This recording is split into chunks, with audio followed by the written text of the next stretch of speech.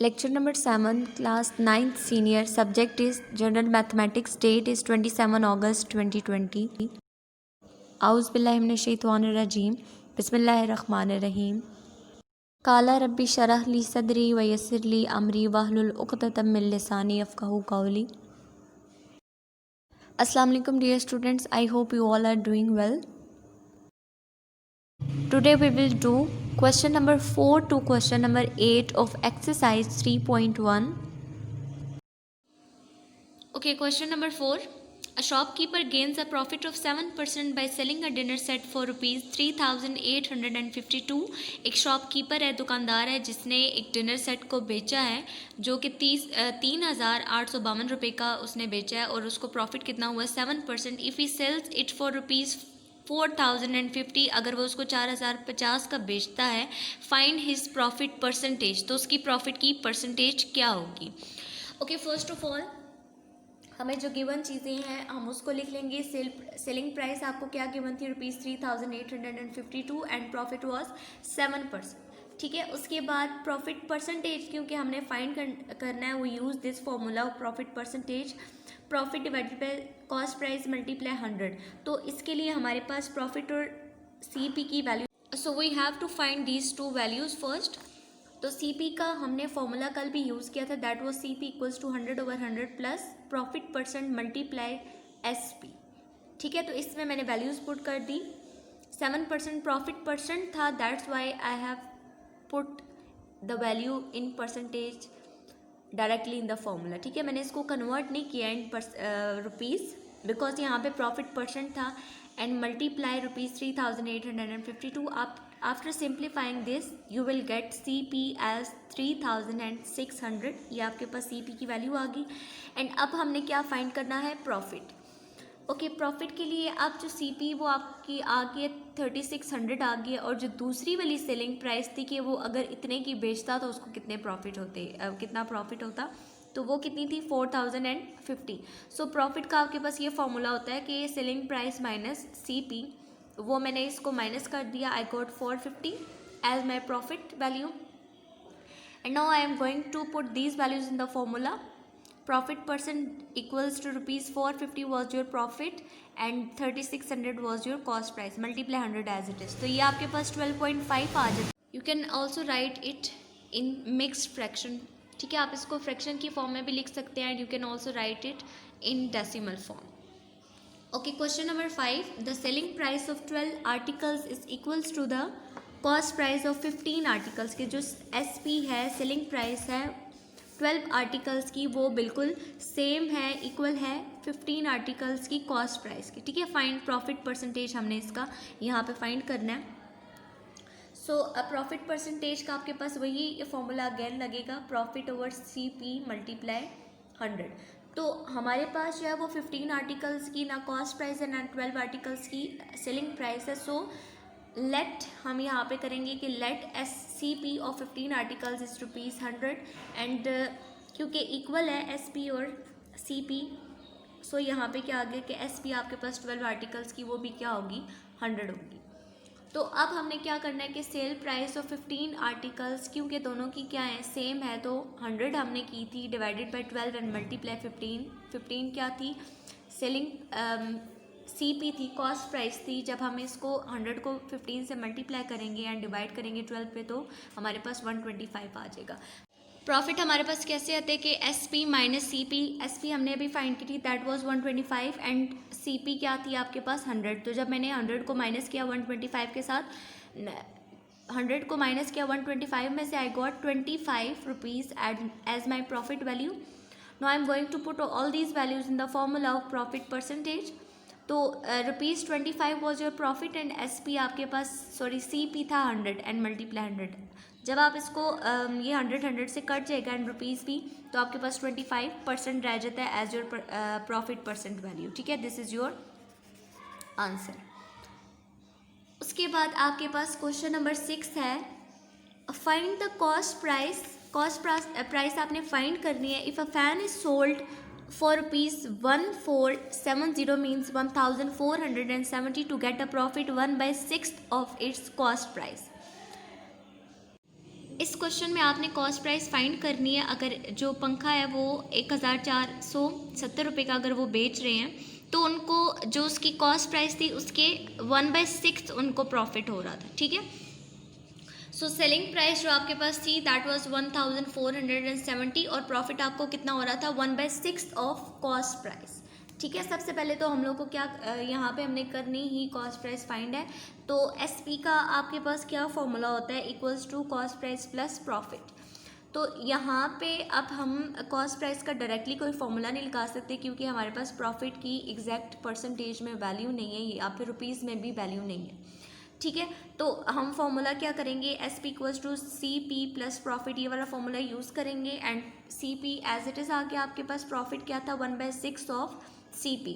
तो यहाँ से सी पी ये जो है कॉस्ट प्राइस दोनों में कॉमन आ रही है, सो मैंने यहाँ से इसको कॉमन ले ली। यहाँ पे आपके पास क्या बच गया 1 + 1/6, तो ये चीज़ एज इट इज़ आ रही है। अब सेलिंग प्राइस की तो हमारे पास वैल्यू थी that was 1470, I have put that here, मैंने उसको यहाँ पे पुट कर दिया और यहाँ पे क्या था इसके नीचे 1 था, तो एलसीएम इसका 6 आ गया। 1 6 टाइम्स 6 होता है एंड 6 1 टाइम्स 6, तो 6 1s are 6 and 1 1s are 1, 6 + 1 7/6 आ गया आपके पास ये selling price as it is. इसी तरीके से अब क्योंकि हमने कॉस्ट प्राइस की वैल्यू फाइंड करनी है तो इक्वल्स की साइड पे इसको अकेला होना चाहिए। 6 यहाँ पे आपके पास क्या हो रहा है, डिवाइड हो रहा है, वो वहाँ पे जाके मल्टीप्लाई हो जाएगा एंड 7 यहाँ पे कॉस्ट प्राइस के साथ मल्टीप्लाई हो रहा है तो यहाँ पे आके डिवाइड हो जाएगा। आप 6 को मल्टीप्लाई करेंगे 1470 के साथ, उसके आंसर को 7 के साथ डिवाइड करेंगे, you got the cost price ₹1260। Clear. उसके बाद क्वेश्चन नंबर 7 है आपके पास, a man sold an almirah at a profit of 7 whole 1/2% had he sold it for ₹209, he would have lost 2% for how much the man purchased for it। अब क्या कह रहे हैं कि एक आदमी ने एक अलमारी को सोल्ड किया है, बेचा है उसको, जिसमें उसको प्रॉफिट हो गया है और उसको उसने क्या 209 रुपीज़ में मतलब उसको किया बेचा है और उसके बाद उसको जो नुकसान हुआ है वो 2% का हुआ है, ठीक है। यहाँ पे हम प्रॉफिट को यूज़ नहीं करेंगे क्योंकि उसने 209 की बेची है तो उसको जो नुकसान हुआ है हम उसको यूटिलाइज करेंगे, ठीक है। अब वो कह रहे हैं कि for how much the man purchased it, it's mean कि वो परचेजिंग की जो आपके पास प्राइस होती है दैट इज़ कॉस्ट प्राइस, तो वो हमने यूज़ करनी। सो गिवन डाटा क्या था आपके पास, सेलिंग प्राइस ₹209 और लॉस इसको कितना हुआ था 2% का। उसके बाद जो कॉस्ट प्राइस है वो हमने क्या करनी है, फाइंड करनी है।